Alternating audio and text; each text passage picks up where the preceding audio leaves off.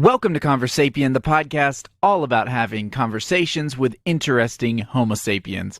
I am your host and favorite of the species, Caleb Wildman, and I want to thank you for making ConverSapien a part of your day. We are at episode 5. Hooray! For me, the multiples of 5 are kind of like little milestones along the way in our podcasting journey together. So congratulations to us. So far, we have spoken with an art teacher, an English teacher in Japan, a performance therapist / mobility coach, some fellow Cushing's survivors, and today we'll be talking with a developmental psychologist about, of all things, developmental psychology. So once again, congratulations. A huge shout out to you, the listener, for helping make this thing possible. If you weren't listening to this, would it even exist? Gosh, it's already getting philosophical. What am I, a tree falling in the forest with no one around to hear? Does my existence depend on the sensory observation of someone else to verify it? We won't be talking about any of that today, but it's worth a consideration. Probably, actually, it's not. Getting back on track, thanks once again to all of our listeners for helping make the show a reality. You're really all fantastic, all you beautiful members of the Sapiens Nation. Speaking of the Sapiens Nation, I think it's about time we start growing it, wouldn't you say? If you've left a positive review or rating for us before, thanks so much for that. It's tremendously helpful, as the President of the United States likes to say. But as of now, the way that you can really, truly prove your loyalty to the Sapiens Nation is by sharing ConverSapien with a friend. So here's what I'm going to ask you to do, my lovely listener. I'm going to exchange for you this hour of riveting discussion about developmental psychology for your referral to a friend. I promise it's not multi-level marketing. It's not a pyramid scheme. We just need to spread the word. So the next time the word podcast comes up in conversations with your fellow amigos, hazme el favor, that is, do me the favor of bringing up ConverSapien in your conversation. You could say something like, oh, you know, I listened to a really great podcast called ConverSapien. You should check it out on Apple Podcasts, Spotify, Stitcher, or anywhere else podcasts are played. Except in a normal voice. You can also post links or share links to the show on your social media, on Facebook, Twitter. That would really do us, and by us I mean me, and you, the listener, and the entire Sapiens Nation, a huge favor. As I said, today we have on Dr. Jonathan Adams, not the founding father, different John Adams, who is a developmental psychologist, and we shall be discussing developmental psychology. That includes some of the misconceptions we may have about, say, the Freudian psychosexual insanity, and other things like the psychology of learning, and some considerations for both educators and students of any kind, of any subject, of any task that can help them learn more effectively. That's going to be coming up right after this jazzy, schnazzy, McNazzy stinger. Stay tuned, you son of a... You're listening to ConverSapien.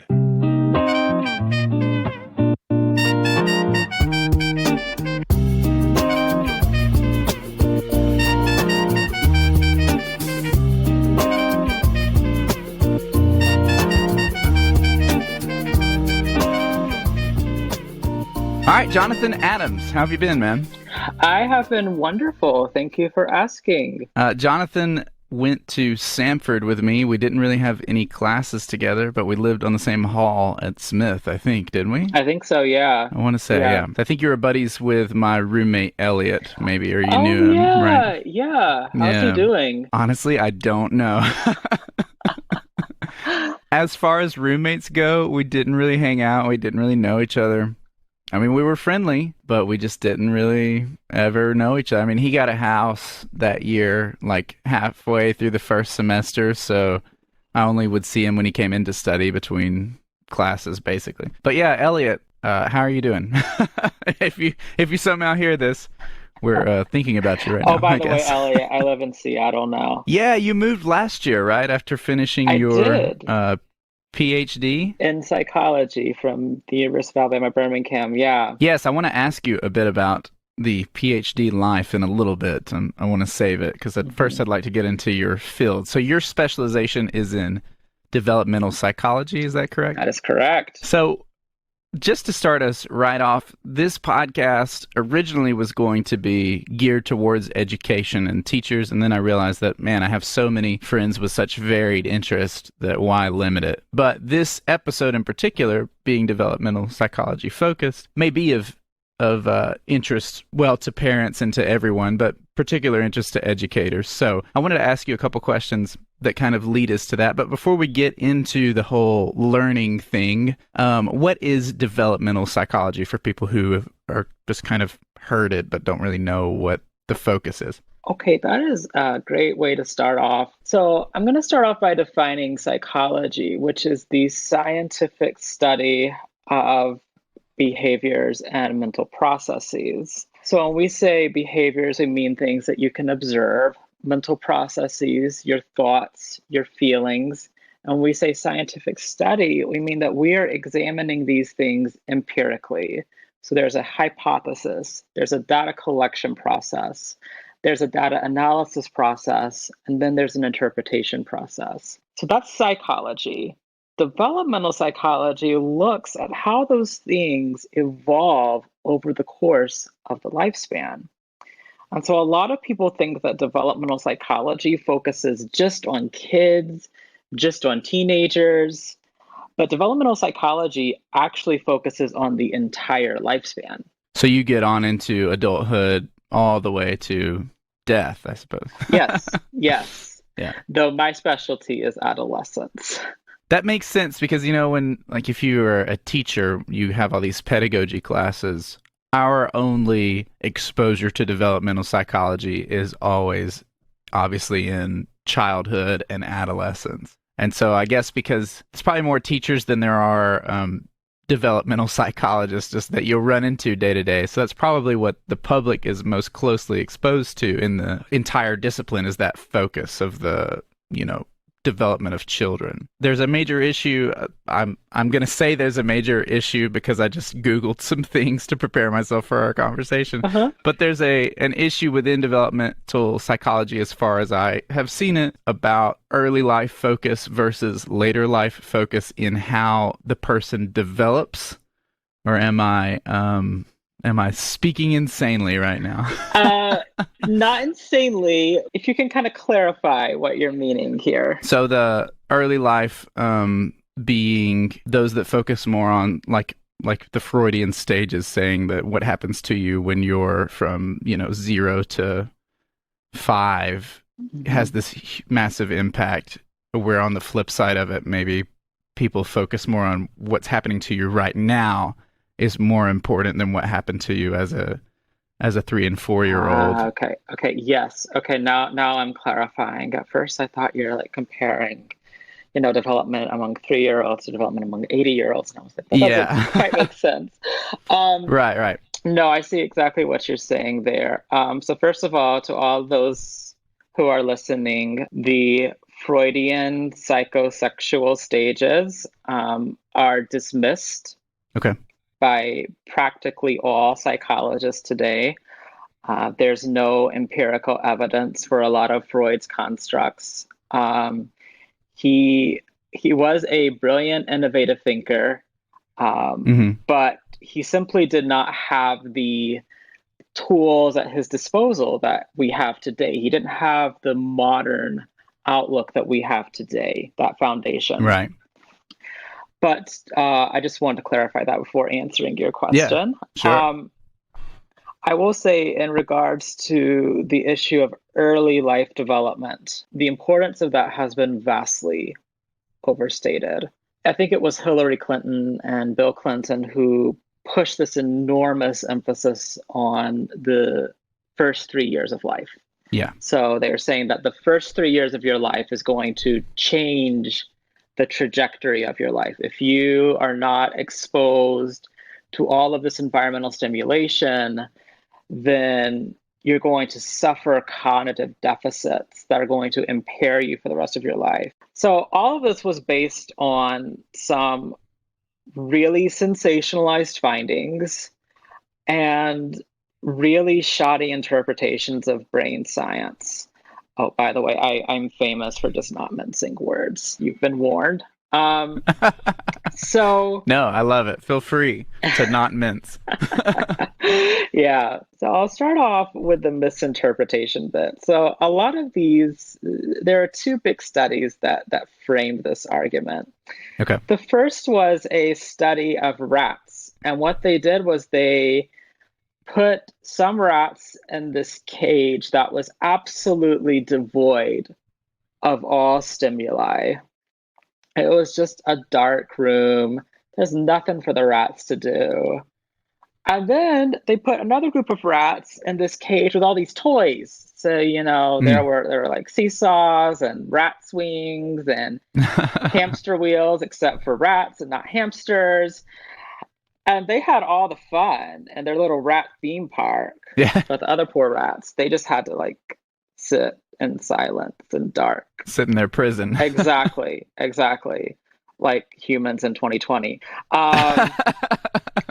Yeah, and so actually it's worse than humans in 2020. As a result, these rats, unsurprisingly, had cognitive deficits because they weren't exposed to anything. Mm-hmm. But the rats who were exposed to this quote unquote enriched environment, they flourished. In contrast, the reason that this has been misinterpreted is that, we say that we need environmental stimuli to flourish, and that's true. But the misinterpretation lies in the fact that most of our environments give us the stimulation that we need. There's a similar study done in Romania that looked at children in orphanages, and these orphanages were in just absolutely horrific conditions. There was very little opportunity for children to develop, very little attention given to children, and as a result, they didn't flourish. There were deficits cognitively. But by and large, it takes a lot of environmental deprivation. You have to intentionally deprive the environment of stimuli in order to be able to produce those deficits. And so as long as you are giving your child a normal amount of stimulation, a normal amount of interaction, your child's going to more than likely grow up to be a totally wonderful, healthy, neurotypical adult. Would you say that they're basically extrapolating from those total depravity conditions the idea that, the mouse with all the toys means that we need the human equivalent of all this stimulation in order to be not to not experience a cognitive deficit that results basically from rat prison? That's exactly where it comes from. And of course, the people who are going to pounce on this are the people who are going to try to sell you things like Baby Einstein. So there's a little conflict of interest there. Baby Einstein music is now in my head from my nieces and nephews, so thank you for that. Yeah. Oh, yeah, your siblings are getting ripped off buying that stuff. Oh, well, they just, I think it just comes on Disney Junior. I don't think they've ever bought any of it, but yeah, I've seen a couple episodes of it. It should be called Pretentious Babies. I like that title. More. Pretentious Little Babies. So Freudian stages, you said, have been largely debunked. Correct. Right. And they're so strange and weird. So I'm glad that you said that. Oh, but that was actually the very first lecture that I ever gave. Yeah. Was on Freudian stages. Conveniently, my preceptor had to go out of town that day. I think she was going to a conference, and she left me to teach Freud. And I swear it was one of the most awkward moments of my life when I had to elaborate on all of the Freudian concepts in all their glory. All their glory. Yeah, I was like, hey, everyone, how many of you have read Oedipus Rex and lived to tell the tale? And I was like, let me give you the Spark Notes version. This dude, kills his dad and marries his mom. And Freud had apparently snorted a little bit too much coke one day, and he was like, I bet if 3-year-olds were given the chance, they'd do the same thing. And yeah, it was very interesting. But I will end on a more serious note is that one time one student actually came up and asked me and said, well, why do we still study this? And I thought that was a really important question. Yeah. I mean, one thing, it is very good entertainment value for students, which if you're a teacher, you know how important it is to have something of good Yeah. entertainment value for your students. But secondly, I think it's important for people to understand those foundational ideas Mhm. and to know that people did once subscribe to these theories Right. because they didn't really have any better explanations. And I think 100 or 200 years from now, you know, our successors will look back at us, provided that we haven't, made our planet uninhabitable due to climate change. Our successors will look back at us and say, look at all those idiots. Yeah. Mhm. Look at all the things they believed. They believed that wearing face masks would infiltrate their bodies with 5G, you know? The old 5G coronavirus. Oh my God. Are there contributions? Freud, I mean, is such a, I guess him and the other psychoanalysts, right, are such vast, that just wrote volumes and volumes of their observations and ideas. Mm-hmm. Are there contributions from Freud that are still useful to psychology that have not been debunked? Are there still contributions from Freud? So there are a few rare disorders that Freudian psychoanalysis is still used Yeah. in an attempt to treat them. I'm not an expert on those disorders. I can't even remember them. They're beyond rare, though. And that was actually something that I learned from someone who was steeply trained in psychoanalysis. Right. But I think more broadly speaking, the notion of the therapist-client relationship was largely built upon Freudian principles.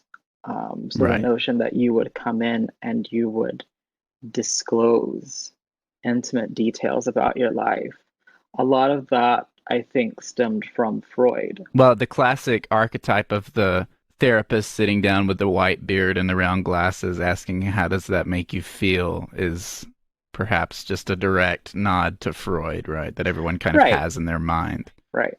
To talk about the psychoanalyst, so I guess Freud comes to mind and Carl Jung come to mind whenever you go to Psych 101 in any university. Those are the two names that come up when we talk about psychoanalysts. Mm-hmm.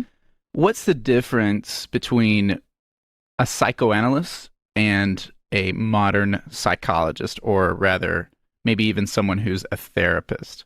Okay. Can you describe how that what the difference there is? Absolutely. Absolutely. And just to clarify, there are far more psychoanalysts than just Freud and Jung. Right. Yeah. But that's sort of the Psych 101 freshman first day take on it, right? But I'm actually in an effort right now to sort of diversify my curriculum. And so, I'm looking at female psychoanalysts such as Anna Freud and Karen Horney and Melanie Klein.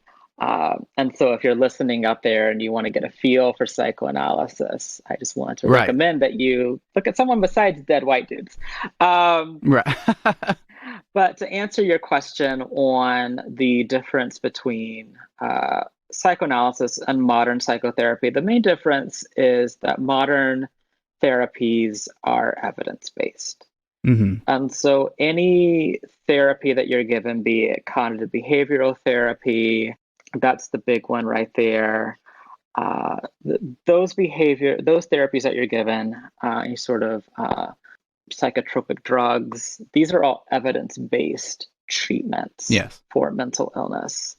There is a firm duration in which these treatments are going to be administered. Mm-hmm. With psychoanalysis, the recommendation was you spend maybe 1 to 3 hours a day talking to your analyst, and there's not really an end in sight.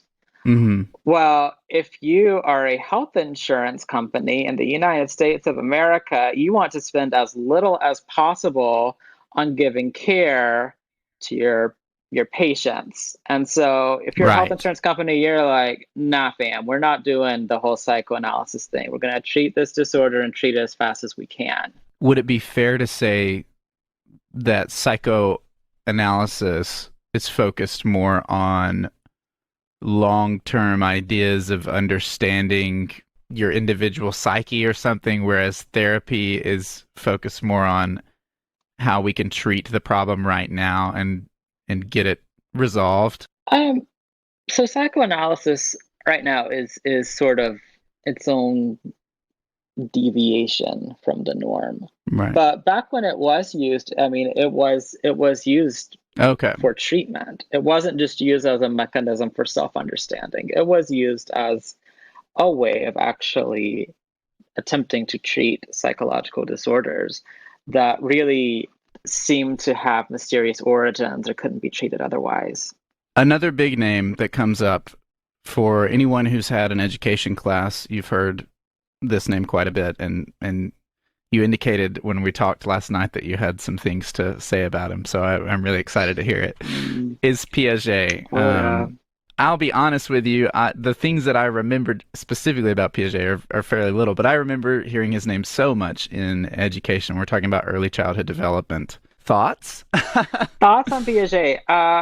Piaget was, I mean, he was a renowned thinker, a renowned scholar, and I mean, I have a lot of respect for him because he was an innovator in the field of developmental psychology.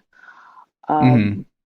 But I generally have a few issues with sort of the train of thought that he was on. The first is that development doesn't really seem to happen in discrete stages. So stages are completely arbitrary, and I should probably back up for all the listeners here. Because I did not explain or know how to explain the underlying theory. So if you want to give us that first. So Piaget proposed that our development consists of 4 different stages. There's a sensory motor stage, which in this stage we're exploring our environment with our senses and our motor skills, hence the uncreative name. Mm-hmm. And then there's the pre-operational stage. The pre-operational stage is when we are first beginning to develop our cognitive capacities that we think of when we say the words cognitive capacities, that advanced thought. When the pre-operational stage, that's when we're focused on learning that, okay, others have different ideas and beliefs than we do. That's when we learn that, you know, if I took a big tall glass of water, okay, and I poured it into, you know, a wider, shorter tub, that water doesn't change. Okay, we haven't mastered that in that pre-operational stage yet. We're still learning those things. And then we get into the concrete operational stage, and then the formal operational stage. And that's finally when abstract thought starts to blossom. And so that's Piaget's cognitive developmental theory in kind of a broad nutshell. The issue with that theory, though, is that development doesn't really happen in those discrete stages. Development is a far more linear process, and those stages are really just kind of arbitrarily dictated. Mm-hmm.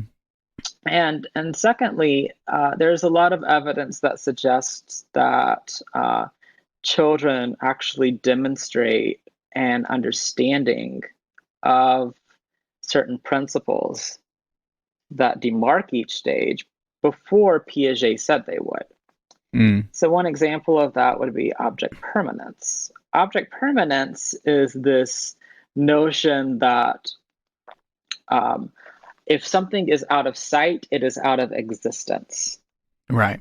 For children who are 5 months old, you can actually do some experiments with these kids, and they will show surprise when they have this violation of expectation, when things just don't quite make sense, when things just spontaneously disappear.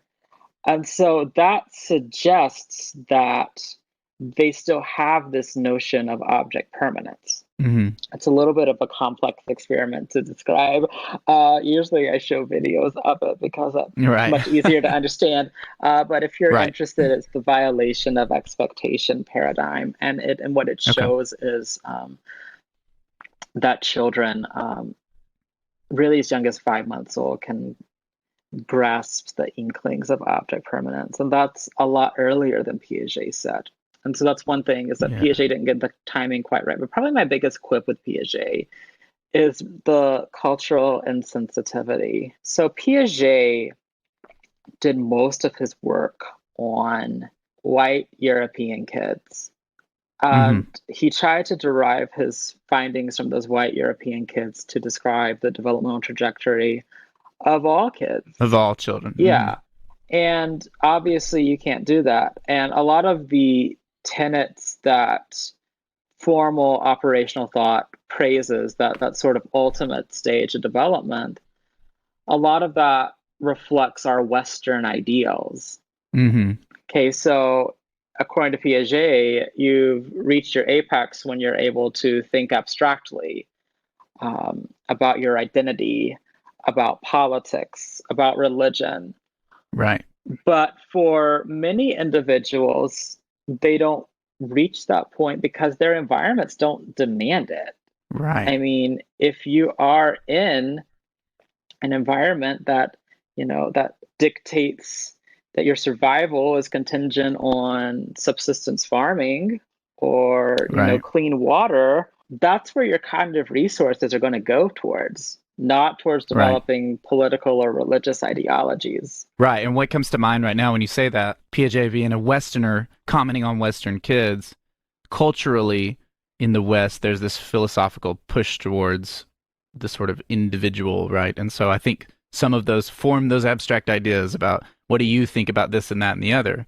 But then you could be also a part of a culture where that's not a philosophical underlying pressure in the first place. So does it really make sense to say that expression is the apex of human development, I suppose? Right. And that's sort of the critique of IQ tests as well, is that you had really a bunch of white upper middle class people dictate what intelligence was, and that maybe that's not the best representation of intelligence. So when you take an IQ test, you, for the most part, do these crazy puzzles. What is that? What is that trying to measure? Because I just completely have no idea. I mean, I've taken one before, and it's just like, guess which one's right. Here's a square that's blue, and that one changes red. So now you figure out these patterns. What's that trying to measure? Oh, it's trying to measure intelligence as defined by a bunch of old white dudes. What is? I don't understand what that is even. Okay, but more seriously, what it's trying to measure is it's trying to measure your aptitude. And so traditionally, when educators test students, they're testing on achievement, which is the knowledge that they have acquired to date. Yes. An IQ test attempts to tap into your aptitude or measure your aptitude, your ability to solve novel situations, your ability to think on your feet, your ability to solve puzzles. So the idea, I guess, is we give them these crazy puzzles and then see how well they're able to figure that out. And then that's the marker of intelligence. So it's not just puzzles, though. Like you can actually take... There's the Wechsler intelligence scale for children, or the Wechsler adult intelligence scale. And I mean, there's picture completion tasks, there's mathematics, there's vocabulary, there's some like general knowledge. And so it's really just a measure of how well are you going to perform on your feet. Right. So Piaget, you have those criticisms. You said last night that someone you're more of into, I guess, would be Vygotsky. Yeah, I do tend to veer towards Vygotsky personally. So Vygotsky Vygotsky's life was tragically cut short by tuberculosis at age 37, so we really didn't get to see a lot of his thoughts fleshed out. But Vygotsky put a lot more emphasis on children's environments and sculpting their cognitive abilities. Vygotsky was a champion of this idea of the zone of proximal development. And the zone of proximal development, probably familiar to all educators out there, is the distance between what a child currently knows and what you know as the expert. Right. And to bridge that distance, you engage in something called scaffolding. So you go step by step, challenging those children until they can independently reach autonomy. Mm-hmm. And so I really like that idea more because you don't have that stage, that arbitrary dictation of stages. And it's also a bit more culturally sensitive, in my opinion. Of course, it's also not a fully fleshed out idea because Vygotsky didn't really have the time to fully flesh it out. But I think it's a really good foundation for looking at the development of cognition. Maybe a more practical foundation where you can get from here to there, and we can see how it's not dependent on the stage that you're in. Correct. I guess. Do you think those stages and the ideas that are related to trying to find exact stages are influenced by the psychosexual Freudian stages that sort of maybe set the mold for that? Ooh, that's an interesting question. I think that there might have been some influence. There was undoubtedly in the history of psychology these different periods where certain scholars would react to the ideas of other scholars. Sometimes they would build upon them. Sometimes they would do a complete 180.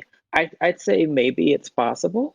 I wouldn't toss it out, but I will say to those who are listening, Piaget stages and Freud stages are like day and night. They may be stage theories, but that's all they have in common. So nature versus nurture is another huge thing in all of psychology, really. And I think we've probably already touched on this a bit with the Clinton 0 to 3 year sensory madness. Is this sometimes I feel like this gets framed as if it's a one or the other situation where people who are not psychologists like myself see this and think of it as a black and white question. But really, it's probably not so much that, eh? Not at all. Not at all. So how the nature versus nurture question comes into play when you talked about psychology being an evidence-based discipline, but we're actually hypothesizing something and asking a question. What am I trying to say? I don't even know. If you were designing a study, or do you see that theme of nature versus nurture a continually repeated part of psychological studies, I'm assuming? I gotcha. That was a terrible question. No, I'm vibing with you. I totally understand what you're saying. I would say that most psychologists would not try to tease apart the effects so much as just appreciate the fact that these two themes, nature and nurture, are deeply, deeply intertwined. We know this from not just case studies, but from also experiments on, say, gender and sexuality. There is the famous case of David Raymer. And are you familiar with this case? I'm not. Okay, well, David Raymer, to be really sort of the Spark Notes version here, David was originally born Bruce Raymer, and he had a twin brother, Brian. They both went in to be circumcised, and the physician burned off Bruce's genitals. And so, one night,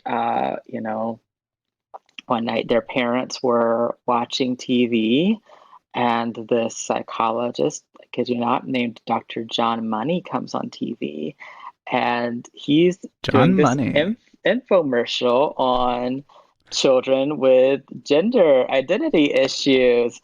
And when you're desperate, you trust people on TV that you see. Right. People named John Money. Yeah, people that you see on TV at 11:30 at night named John Money. When you're desperate, you trust those people. And so mom calls John Money, and basically John Money's like, well, let's just raise Bruce as a girl. Call her Brenda. Right. And give her some hormones. She'll be fine. That wasn't the case at all. She was miserable. And John Money begged the parents never to tell Brenda the truth. Yeah. But eventually they caved. And at that point, Brenda said, no, I'm going to be David. Call me David. And ultimately, David wound up dying by suicide at age 34. And his mom blames John Money for that death. But I bring this up because it really is sort of the perfect case study to look at nature versus nurture. See, at the time of John Money, second wave feminism was sort of the predominant scholarly train of thought. Yeah. And as a result, John Money thought that any sort of differences between males and females were socially dictated. So the only reason that people who were assigned male as birth or people who were assigned female as birth acted differently was because of what society had thrust upon those individuals. And the David Raymer case just totally shook up our understanding of that. I've never heard that case, but I did see a Facebook video. I have a bad habit of just scrolling through those. Whenever they installed Facebook videos, that was like the death of my free time. I mean, I'll just scroll constantly. Don't but I stumbled ever try on Reddit. Don't ever get on Reddit. I am on Reddit, but I'm only there for the memes. I try to stay out because it'll suck you in too, for sure. But I stumbled on in one of those Facebook videos this organization that was really headed up by this one particular family. And their child had basically both genitalia, was born with both. And they talked to the child. I think they're 9 years old at the time. But they have had so many doctors make the John Money recommendation of choose for the child. They'll be fine, right? They'll pan out living happily as a woman or living as a man later in life. But then they've talked to so many other parents that were in that situation. Granted, it's a very rare situation to be in, but parents who wind up in cases like David, where then the child grows up as a man and never feels right, and then it ends tragically, right? And so the point of that video was they're very big proponents for this organization they set up to try and educate people to stop doctors from forcing parents' hands to choose for that child. And that's definitely the right approach. Yeah. So a child's gender identity is largely, but not entirely, dictated by exposure to prenatal androgens. And so just as hormones dictate our biological composition, they also dictate our brain composition. And in the case of intersex individuals, we really just sort of have to let those individuals navigate their own identities, because it's not just a matter of the exposure to prenatal androgens in that case. It's also a matter of how they see themselves. Yes. How they see themselves, how they present themselves, how others respond to them. All of that's going to come together to form a gender identity for that individual. So really, when you say that second wave feminism produces ideas that maybe get expressed as the John Money advice, that almost ideologically speaking was almost shifting completely to the nurture side. Correct. And not respecting the balance of nature and nurture. Correct. But, that was the scholarship at the time. We didn't know. Right. That's like the argument of, would I have been racist or would I have been pro-slavery, more specifically, in the days of that time, right?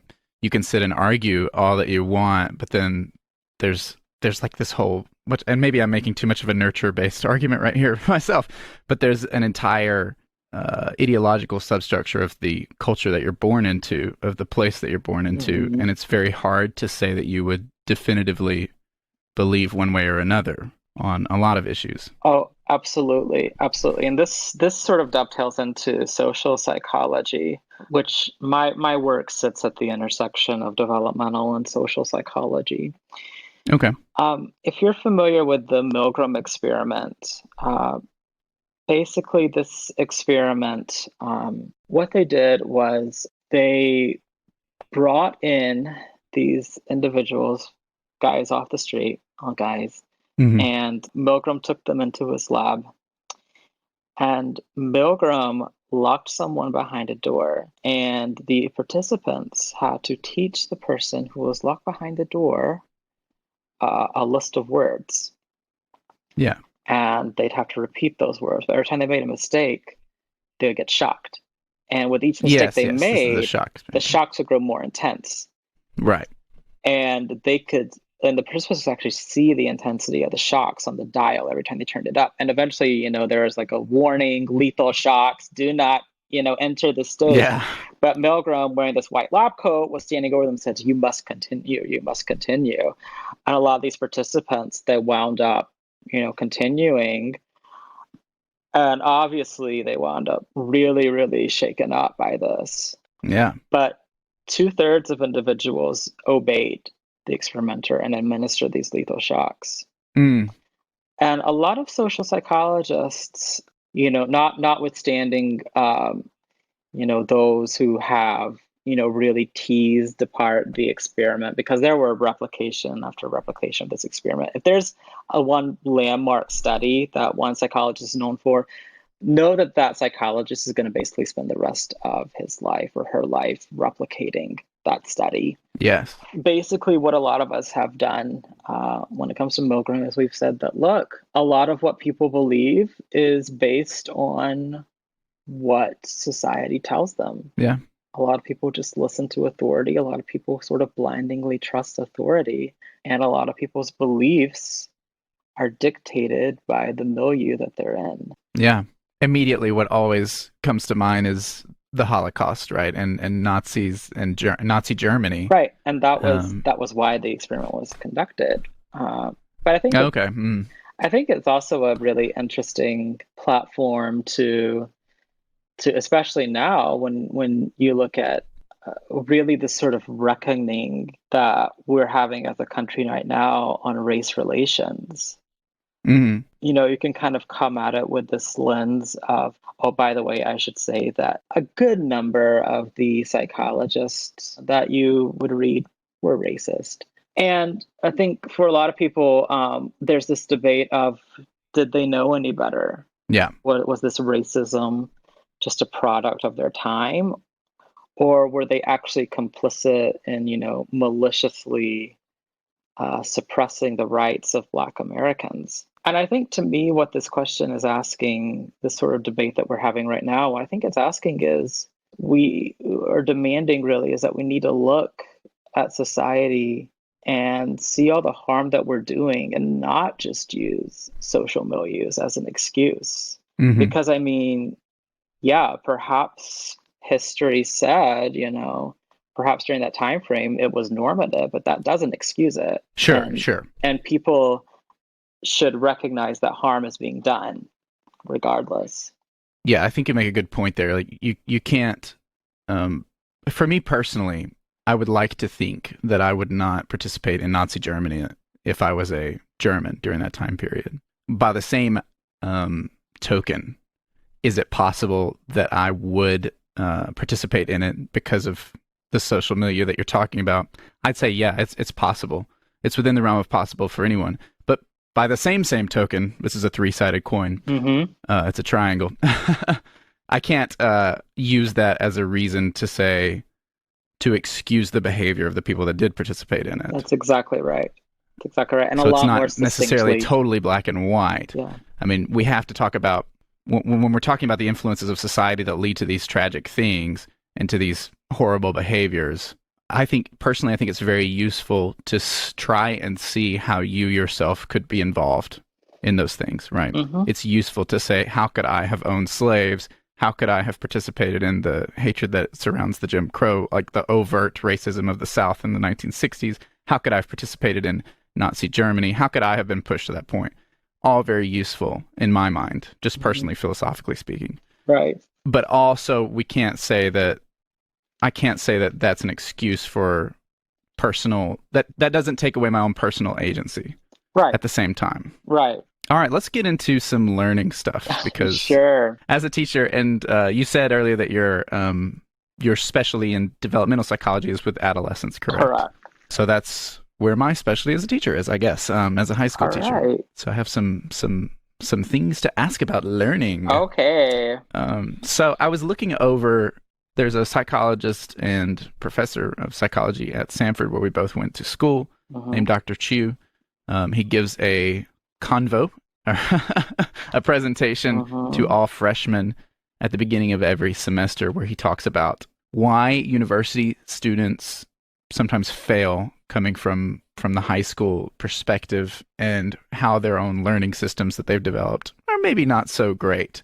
So I was looking over the notes that he posts publicly, and one thing that he talks about, and this could apply not necessarily just to high school moving into college, but from any transition educationally, he talks about how a lot of college students, freshmen, come in with a fully formed system of high school metacognition. Their idea of how they think about what they study or what they're doing is based on a high school level, and it doesn't match with the necessary college metacognition.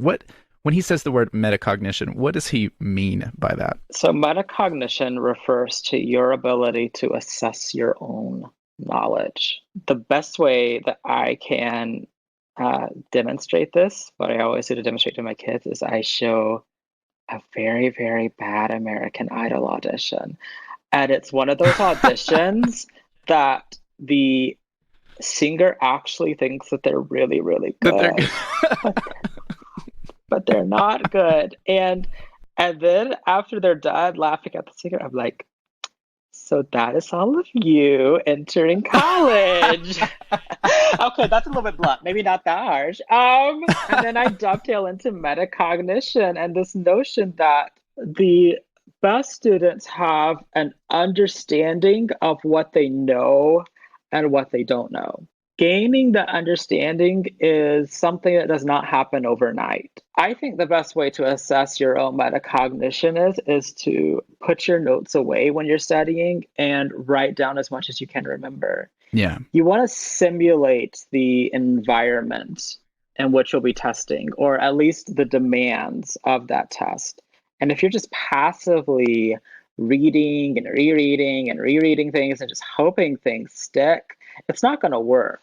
One thing that Dr. Chu also talks about, and this is just rings so true to me, and this might kind of segue into another conversation, but he talks about how knowledge, or a very common misconception, is that kids come out of high school kind of sort of, if not directly, but indirectly believing that knowledge is a set of isolated facts.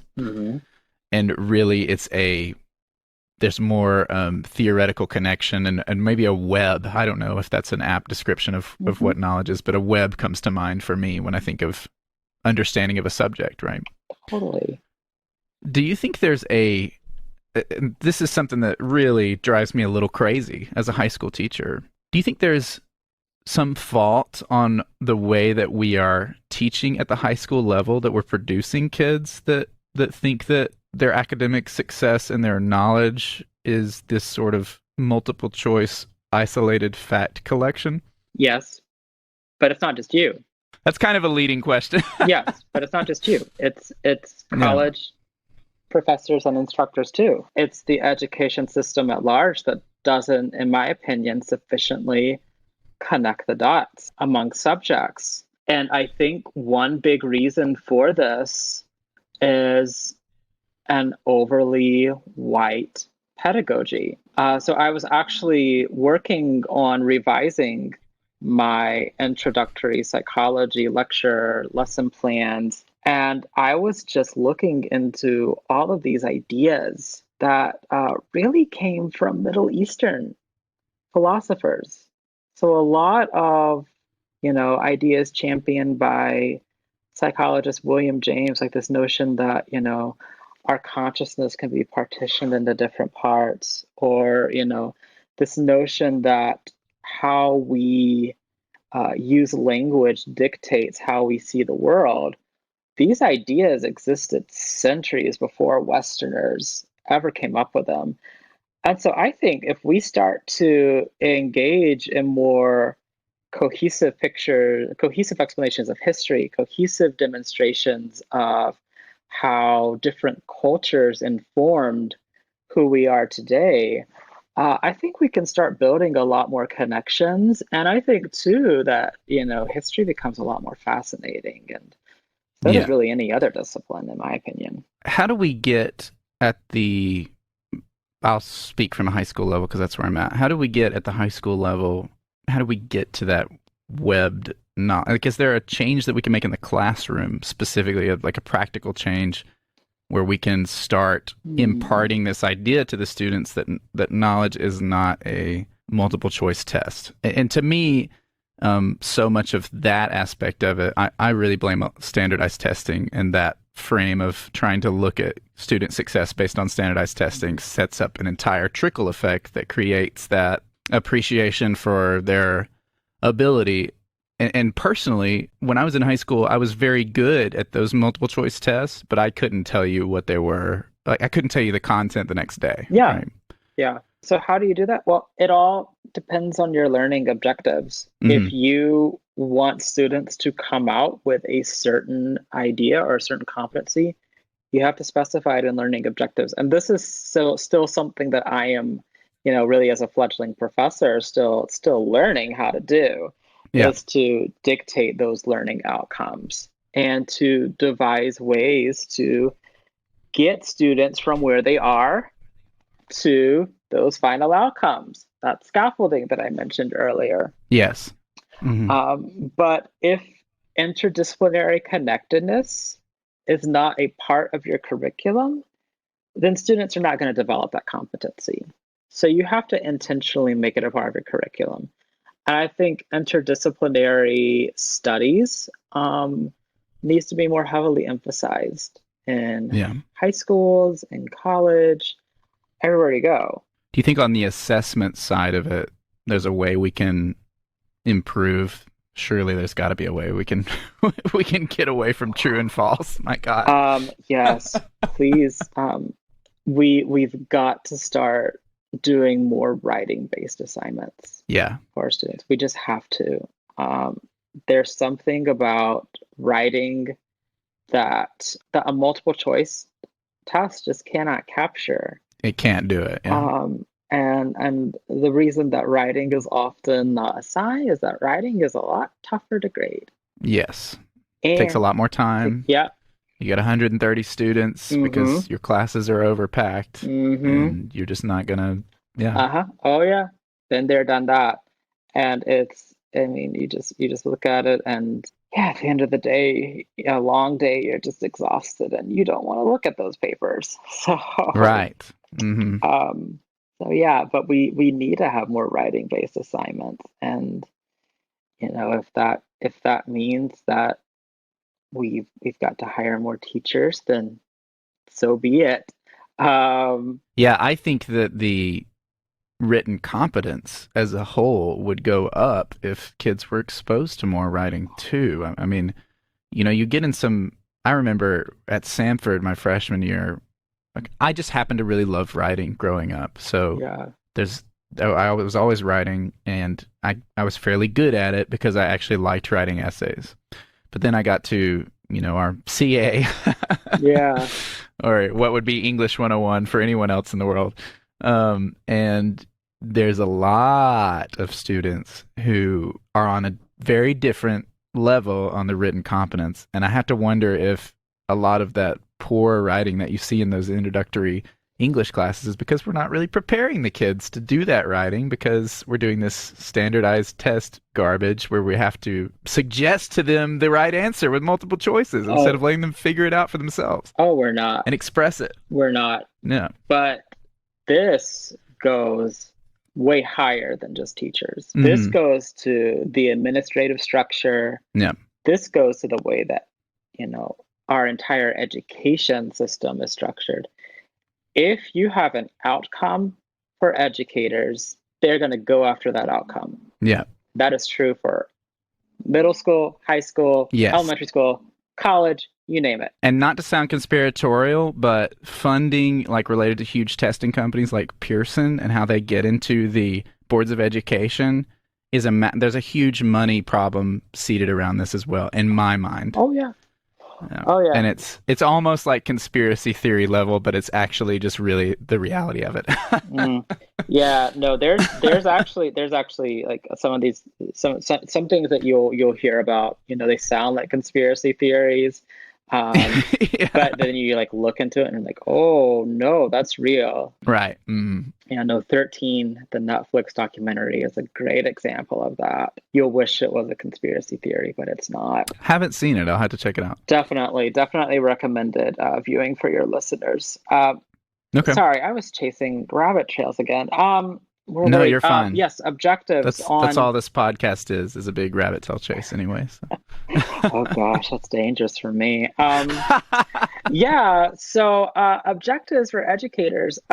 For middle and high school educators, I think a lot of that is dictated on test outcomes. That's why you saw that big scandal in Atlanta a few years ago where teachers were actually changing students' test answers, was because the funding was directly tied to students' performance. Yes. Well, if that's the case, then the entire system is not going to be centered around actually imparting knowledge to students, but it's going to be centered around getting students to get good scores on the test.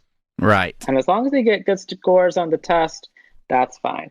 Now, if the test measures what you want it to measure, that's good. That'd be fine. But if the test is not sufficiently capturing the outcomes that we want our students to have, which it's not, then we've got to really rethink this approach. There's actually something kind of similar going on in universities right now. And that's in universities, we are really, really tied to our student evaluations. Mm-hmm. In university settings, there's a whole subset of psychologists and a few ragtag professors from other disciplines who are part of a scholarship or teaching a scholarship mission. And basically what they do is they examine pedagogy as a science. Yeah. And what they've determined is that active learning strategies, so less lecture-based and more hands-on instruction for the students, produces better learning outcomes. That's what the science says. And it's literally to the point where you actually have some scholars who will say that doing lectures is like giving your students an ineffective treatment. It's so unethical to do that. Oh, wow. Yeah. That's how good the science is behind active learning. The problem is, one, active learning is way, way, way harder to implement. Two, it usually ends up taking a lot more time to implement in the classroom. Takes a lot more preparation on the teacher's part. It does. Too. And concepts don't tend to be imparted as quickly. But if we're talking about concepts being imparted, to me that just goes back to the entire structure of what I see as the big bad standard test. But however you want to frame it, is the concept really being imparted? I mean, if the kid is coming in, taking that test it's just going to be multiple choice and true or false. I'm just telling you, that's just the way it is. Yeah.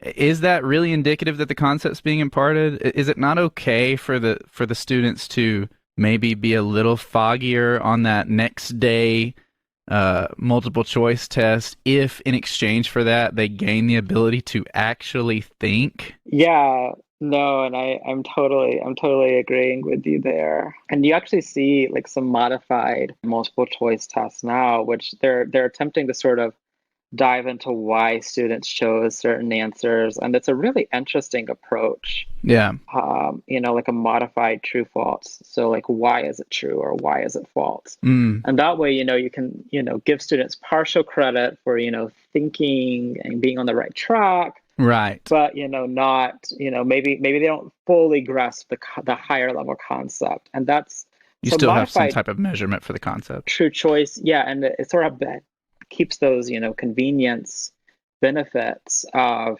Mm-hmm. a multiple choice test, but also sort of dives a little bit deeper. But I was going to Right. mention that with the active learning, another thing, and this is the big one, is that students don't like it as much.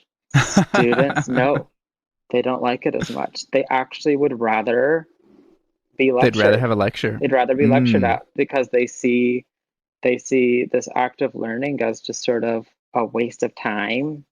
Mm.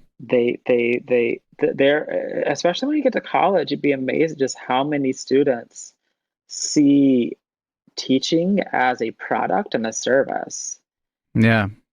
And as a result, especially when you roll in the fact that student evaluations play such an important role Yeah. in a college instructor's career, what ends up happening is that it becomes all about student satisfaction instead of student learning. This becomes even more problematic because a lot of racist and sexist and homophobic biases can come to light Mm. in those evaluations. And so we know that Black teachers, female teachers, LGBTQ teachers, they're at a disadvantage when it comes to those evaluations. To even, and I feel like I'm just a skipping record, but when you talk about the students not liking active learning, perhaps that also goes back to that same old expectation of, in high school I had so-and-so's science class and knocked it out of the park, got a 100 on everything, and I was able to function in this system where you just kind of sit half aware in class, if at all aware, and then the night before the test, cram really quick, and you go in and you take that test and mark the right suggestions that are already made to you by the multiple choice, and you're good to go. Yep. Right. Yep. That's exactly right. And what students think is that past success is, indicative of future success. And that's not necessarily the case. I think it's a sham, personally, because, when you're saying that writing, you really wish that we would move to more written exams. Mm-hmm. To me, that what's so powerful about writing is it's really thinking on paper, right? Yeah. And so when you're able to write, you're actually demonstrating your ability to think for yourself. Yeah. And so I wish that we could move our entire paradigm to a place where education was about fostering thinking for yourself, but it's really not quite there in the way we might want to hope that it is, right? Yeah. Let's talk about learning styles. All right, then, sure. Are they real? Are they real? Nah. Thank you. No, they're not real. Thank you. They're not real. I have been vindicated. Yeah. A teacher. You've totally been vindicated as a teacher. They're not real. Look, like, everybody can learn visually. Everybody can learn through oral learning. Everybody can learn through kinesthetics. Everybody can learn through reading and writing, say for those students who actually have disabilities. But we can all learn in so many ways. And this notion of learning styles is it's a total myth, because what it says is that a student can only learn visually or, through a lecture, et cetera. And what ends up happening is actually more dangerous on the teacher's side, because the teachers who buy into this are going to teach to their own learning style. Yeah. Instead of, incorporating all these other different approaches. The best teaching style is actually an incorporation of all the different learning styles, not because students have different learning styles, but because they can learn through all those channels. And the more channels that you can activate, the better you're going to be able to impart that information. I was going to say, I have some teacher friends who are really fabulous teachers and also are really big into learning styles. And I've always suspected that the secret behind that is not actually verifiable student learning style, because it's always proves wrong. It's that they're basically, through trying to teach to all what they think is very fixed, rigid learning styles, they're basically creating an active classroom, more or less. Yeah. So that's really maybe more of the success. I have another friend who we're like the secret haters of learning styles, so we'll like send each other studies and stuff. Like, oh yeah. We got this little secret hate group going on against learning styles. Yeah. Definitely approved. Because man, it's really touted in education. I mean, you can go today to graduate school for education, and you're going to learn about how it's a scientific reality, and it's just not a scientific reality. It's just not. Let's talk about skill acquisition. Okay. If we don't have specific learning styles, how do we, just as human beings, everyone's different, obviously, but what are some general tips for the student that's trying to actually learn something?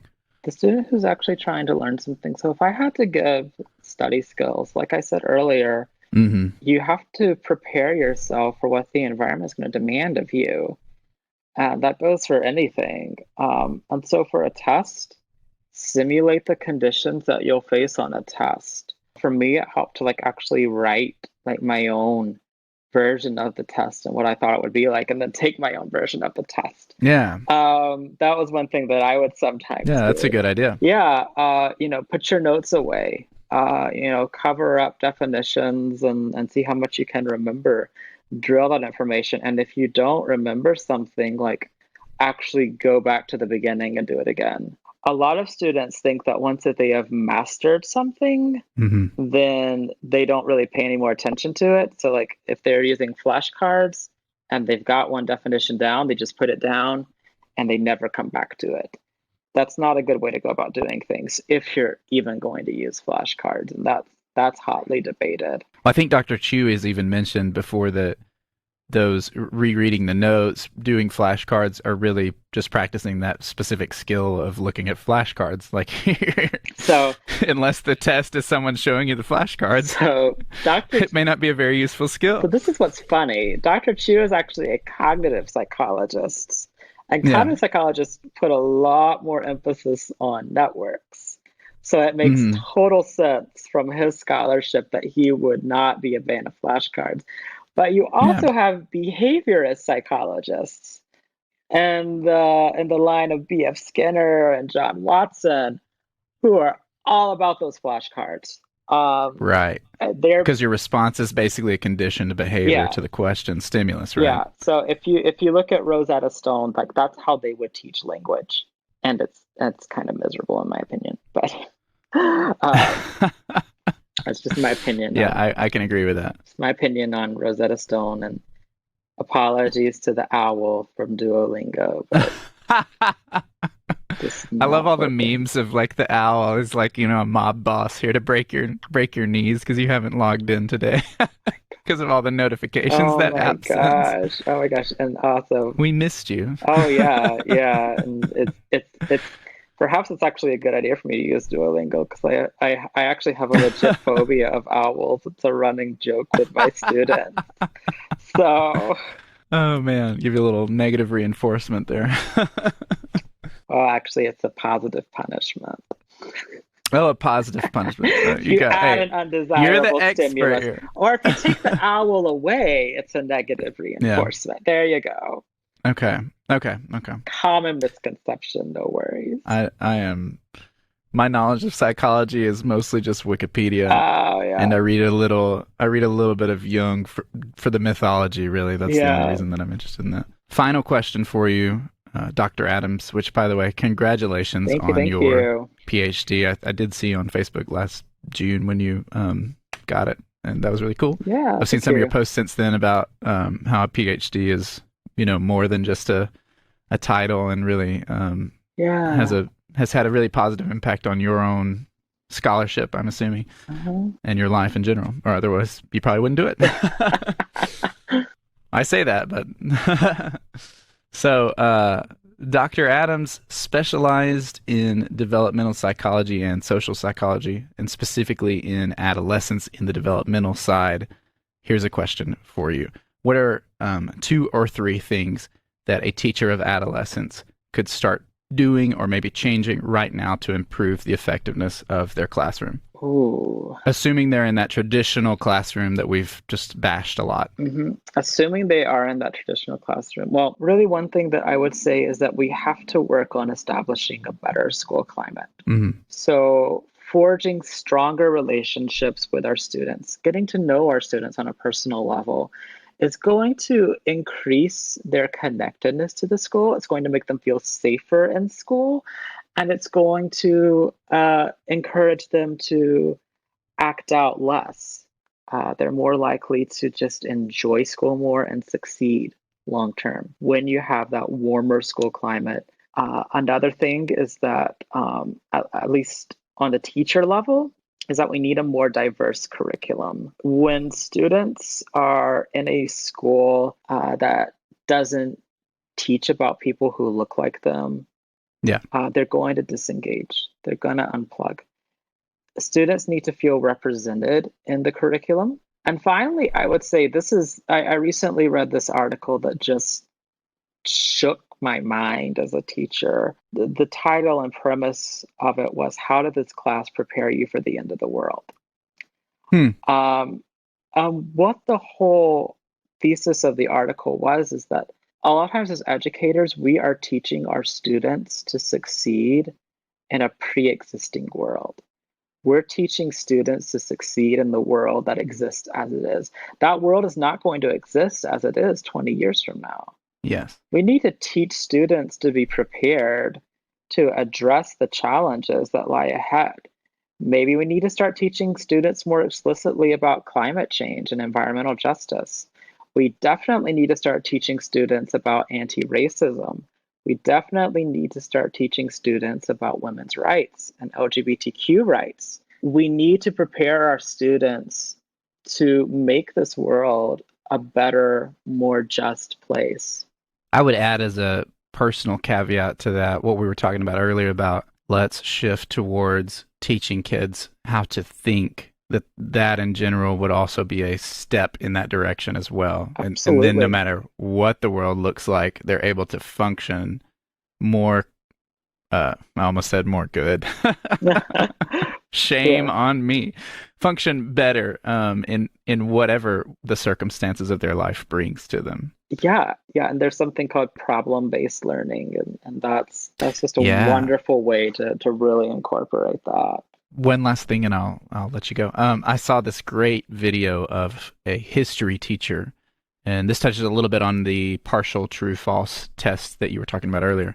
But his only way of assessing his students is he will write on a slip of paper some idea, right? And then they have to either prove that idea right or wrong through a group project. It's like the problem that they have to solve, right? So he may say something like, what's an example? The assassination of Archduke Ferdinand wasn't really the key factor that caused World War I or something like that. I mean, that'd be an easier one. But then they would have to take and prove how that's incorrect or right with their own presentation. Interesting. Which I thought was really cool.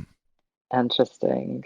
Yeah. Well, all right, Dr. Adams, thank you very much. Thank you, Caleb. Wonderful to speak with you. Yeah, it was awesome. I love this format. I'm getting to talk to a lot of people I haven't seen in a long time and dig in their minds a little bit on what they have learned and what they're either have through experience or through expertise, which really is a result of experience anyway, right? So thank you for coming on, talking about some developmental psychology, some other considerations about psychology. Certainly enlightened me. To everyone else who is listening, thanks again for listening to ConverSapien. I will see you all next week. Have a great day. Bye.